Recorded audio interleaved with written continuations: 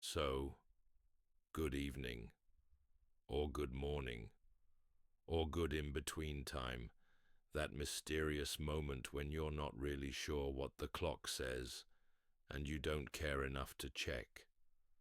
I'm sitting here with, well, not really sitting with, but sitting near a potato. Yes, a potato. You might think a potato doesn't have much to say, but that's only because potatoes don't shout. They whisper. They whisper very, very slowly. This one, the one on the table in front of me, looks like any other potato. Slightly lumpy, the kind of potato you'd think twice about peeling because you know it'll be a small adventure to follow all the bumps and corners. But this potato has agreed to an interview, or maybe I just imagined it. Hard to know. Either way, the microphone is on, and the potato is, well, quietly waiting. I ask, in my head, of course.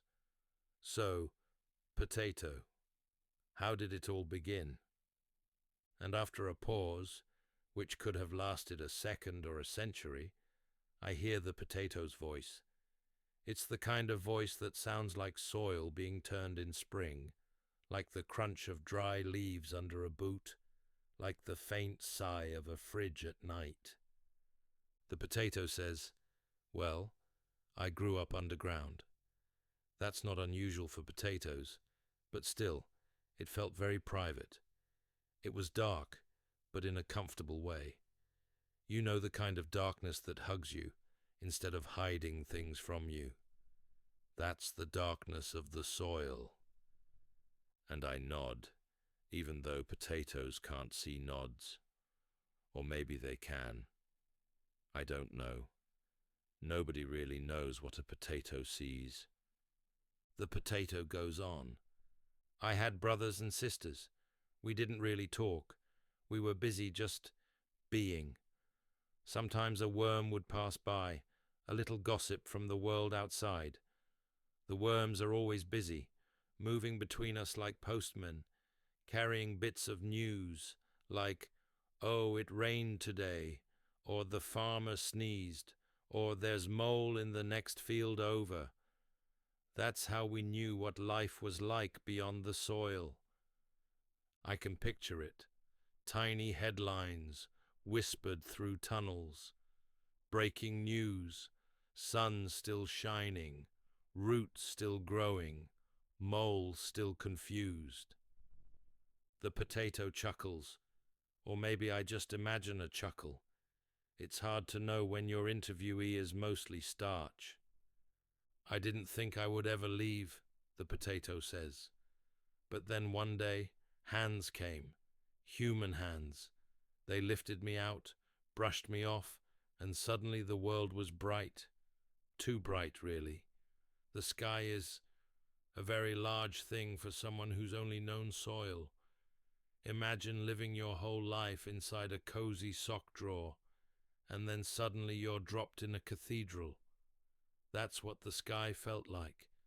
A cathedral made of endless blue. I find myself apologizing to the potato, not for lifting it, because I didn't, but just generally, for all skies everywhere. And the potato seems to forgive me. Then it asks a question. Me, the potato, asking me, "So, what is the purpose of all this? Being dug up? Being peeled? Being mashed?" And I realize I don't have a good answer. Not at all. Because how do you explain human dinner habits to someone who is the dinner? I mumble something about transformation and culinary art, and you might become something delicious, but the potato seems unconvinced. "I wouldn't mind being mashed," it says slowly. "Mashing is like returning to the soil in a way. But chips are loud, too loud for me. I'm not a loud potato." We sit together in silence, or maybe in starch. The potato's eyes, those tiny buds, seem to look past me, far away, to a place where potatoes dream. And I wonder, do potatoes sleep? If they do, what do they dream of? The potato answers before I ask.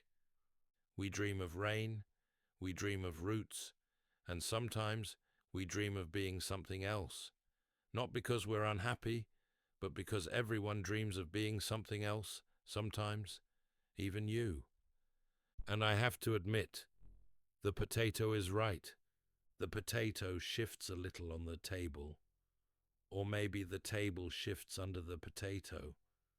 Hard to tell which is which when the night is this quiet. Do you know what it's like, the potato says, to feel the weight of possibility? To be one thing and yet to carry the potential of so many things? A soup, a stew, a gratin, a salad, even vodka. I nod again, silently agreeing that yes, being a potato must be quite a responsibility. But, the potato continues, sometimes I wonder if I could be something completely different, not food at all. Maybe a book. Imagine opening a potato and reading a story, page by page, word by word, a fairy tale inside every slice. I picture it, a bookshelf full of potatoes, each one holding a secret bedtime story. You'd never know which tale you'd get until you peeled it. One potato might be a detective novel, another a recipe, another just a very long list of clouds. The potato sighs. Or maybe I could be a pillow, soft where warm, holding someone's dreams without being eaten, just resting quietly, forever. The thought drifts slowly through the room, as if it has its own blanket wrapped around it. I tell the potato that maybe it already is a pillow, in a way. After all, here we are, talking slowly, gently, making no sharp edges in the air. The potato likes this idea. Yes, it says, a pillow potato. That feels right. We both sit in silence for a while. The silence grows so thick it almost has texture, like velvet curtains closing over the stage of the day. Finally, the potato whispers, "Do you know the sound of soil when it rains? That's the lullaby I miss. If I close my eyes, well, if I had eyes, I can almost hear it. Raindrops falling, roots stretching, earth sighing, everything slow, everything soft, everything exactly as it should be." And as the potato drifts into its memory of rain, I feel myself drifting too. The table, the room, the potato's quiet voice, all of it dissolves into a kind of half-sleep. The last thing I hear is the potato murmuring, almost too faint to catch, "Good night, good night. May your dreams be round and soft and endless." And then, nothing but the gentle hush of the dark.